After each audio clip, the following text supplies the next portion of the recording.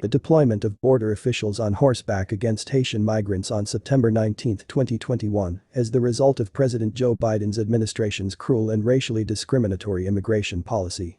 When the US government dispatched officials on horseback with flailing reins to control and deter this mostly black migrant community, it demonstrated a complete contempt for the right to seek refuge. Many people were disgusted and outraged by the images. Horseback Border Patrol agents chasing Haitian migrants at the US-Mexico border, where over 14,000 were camped under the Del Rio Bridge. The uniformed men swung their long horsewhips to deter Haitian migrants from crossing into Texas, grabbing the poor Haitian's t-shirt in the process, and the only crime these desperate Haitians committed was to look for a better life. The agents' actions were swiftly condemned, with supporters drawing similarities to slave patrols or white men on horses whipping enslaved people in cotton fields. However, brutal treatment of black migrants, particularly Haitian migrants, is not new. It has a long history in the United States. Since the 1970s, every presidential administration has handled Haitians differently than other migrant groups, denying asylum petitions, keeping them in jail longer, and making it more difficult for them to settle down in safety.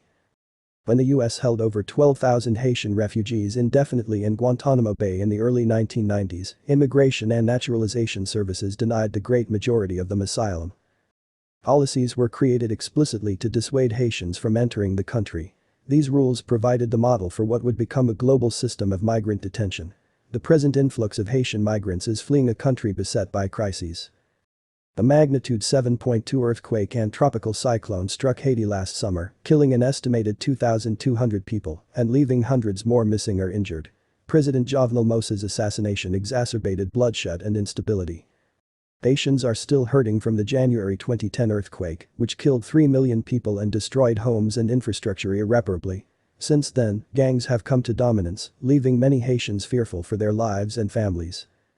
The relationship between America and Haiti was at some point in history different compared to what is today's. At some point in history, Haiti was the richest country in the Northern Hemisphere and helped America during its difficult times. America in part won the war against the evil British Empire, thanks in part for the resources of Haiti and the blood of Haitians. Of course, this history will not appear in your common history book. In this video, we will discuss the time when Haiti saved America. History can be distorted, but truth always prevails. However, a closer examination of the early history of the United States and Haiti, the two oldest nations in the hemisphere, reveals that the two countries had a completely different relationship. In truth, it was the island's richness that drew attention back then. And it was far from a foregone conclusion that the United States would win. When it seemed impossible that the mighty British Empire would allow 13 rogue colonies to form a new nation in the darkest days of the American Revolution, the backing of a 14th colony, French Saint-Domingue, Haiti's predecessor, made a significant difference.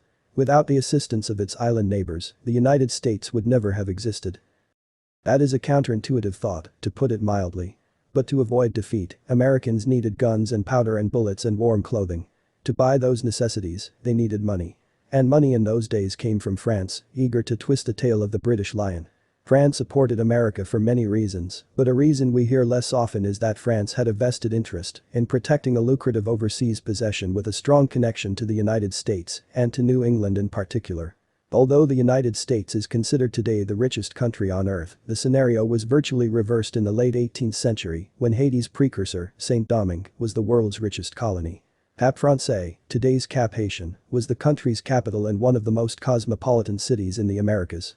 Its culture was comparable to that of New York, Havana, Philadelphia, or the solemn Puritan settlement on the shores of Massachusetts Bay.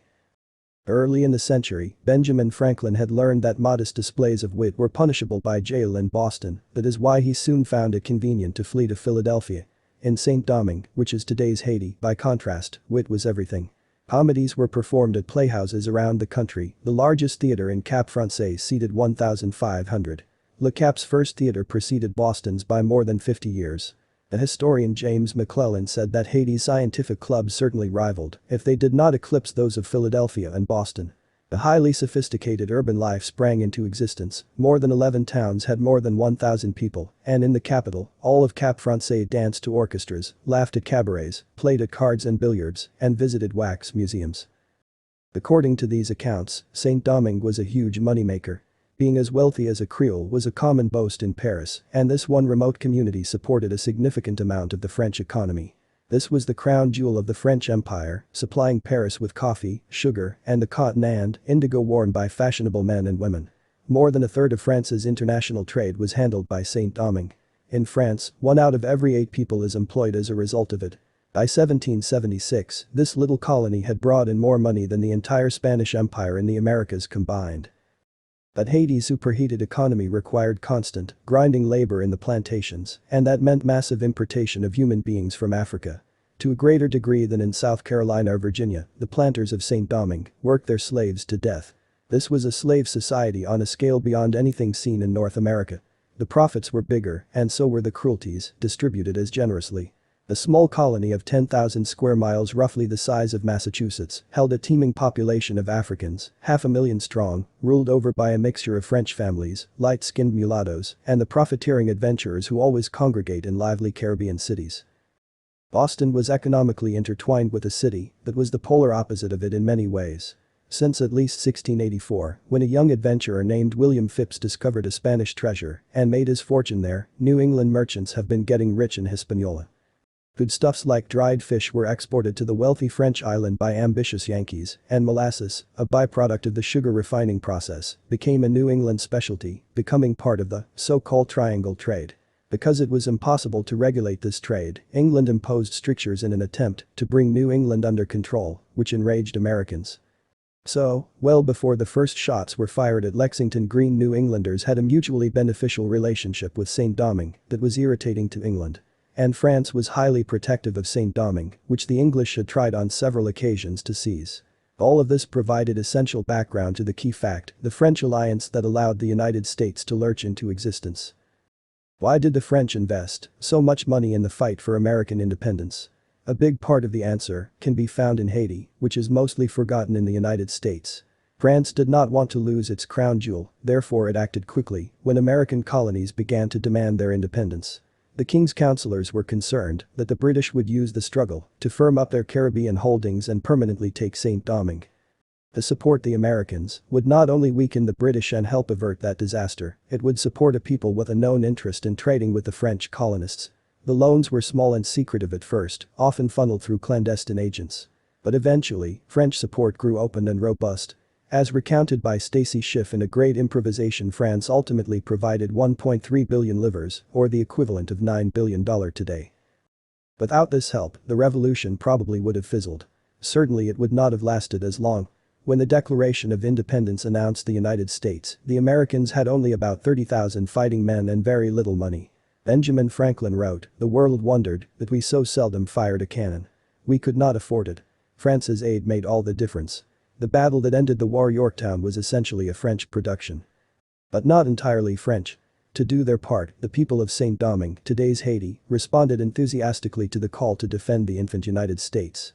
Nations of all complexions fought alongside the Continentals at the Battle of Savannah in 1779. One of them was a 12-year-old drummer named Henry Christophe, who went on to pronounce himself King of Haiti in the 19th century after getting a taste of independence in America. Just as importantly, Saint-Domingue served as a vital point of transfer for the men, arms, and gunpowder flowing from France to the Patriot cause. As those essential donations poured into the United States, they came through what is now Haiti. Americans were buying powder there as early as 1775. The powder that won the Battle of Saratoga came from Haiti. The military engineers who designed the plans for victory at Yorktown and the cannons needed to win it and the French fleet who made sure it happened all came to the States via Haiti. Perhaps the most important gift of all from Haiti to the United States came in a form that remains difficult to quantify, but was essential all the same. The money that kept the United States afloat during the Long War for Independence came from those enormous loans negotiated by Benjamin Franklin and John Adams during their long stay in Paris. Does it not seem plausible that France had money to lend to one part of America because of the huge profits that another part of America made possible? It is hard enough today to know how money goes from one pot into a government expenditure. The difficulty increases exponentially when looking at the distant finances of a country that no longer exists. But the vast sums pouring into France from Saint-Domingue at exactly the same time made foreign aid to the New World a distinctly more attractive option than it would have been otherwise. The 1770s and 1780s were the richest decade Saint-Domingue had ever seen. It goes without saying that the entire enterprise rested on the backs of the men and women whose labor powered it, the Haitians people. The very same people now the United States is treating like animals. Ultimately, America's cause merged into Haiti's own, for the huge loans given to America weakened the French economy sufficiently that another revolution broke out in Paris and the world turned upside down all over again. Out of that chaos emerged a third revolution and a new Haitian nation, which declared independence in 1804, the second American country to do so.